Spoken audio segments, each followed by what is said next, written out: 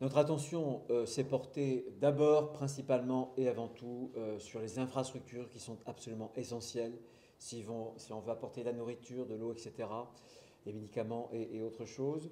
Si on fait aujourd'hui le point à cet instant de toutes les grandes infrastructures, en commençant par l'infrastructure aéroportuaire, vous savez que la tour de contrôle avait été très largement endommagée et qu'aujourd'hui des avions atterrissent, mais ils ne peuvent atterrir que de jour puisque les balises, notamment, tout le système de signalétique a été très très fortement endommagé.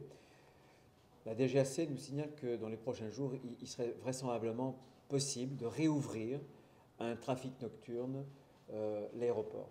Ce qui sera important parce que ça nous permettra de multiplier en un pont aérien. Ce pont aérien, il n'est valable que de jour. Dès lors que les avions pourront atterrir ou décoller la nuit, on augmentera considérablement ses capacités. Et c'est un des moyens, puisqu'on dispose de 13 aéronefs, parfois très lourds comme l'Antonov, mais aussi la 400M militaire que vous avez pu voir qui est stationnée sur le tarmac ici, 2 CASA de taille plus petite, 2 Dash de la sécurité civile, mais aussi les 3 compagnies privées sont prêtes à reprendre un trafic, non pas à titre commercial, mais évidemment pour transporter soit du fret, soit aussi des passagers. Et ça, c'est important pour notre réactivité. Donc, le terminal aéroportuaire. Terminaux portuaires, désormais. Le port de Longoni a souffert, mais le terminal est parfaitement apte à recevoir des navires importants.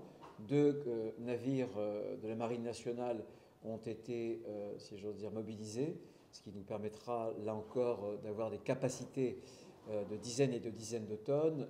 CMA-CGM nous a fait des propositions que nous avons acceptées et déjà un bateau sera sur le point d'arriver dans les prochains jours, en fin de semaine prochaine, cette semaine-là.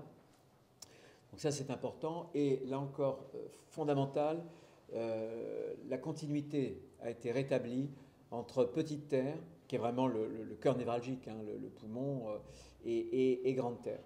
Notamment grâce aux barges. Il y a 2 barges aujourd'hui à fond plat, puisqu'on est dans le lagon, qui peuvent circuler. Et une 3e barge qui sera remise en fonctionnement à partir du milieu de la semaine prochaine. Ça aussi, c'est une excellente nouvelle.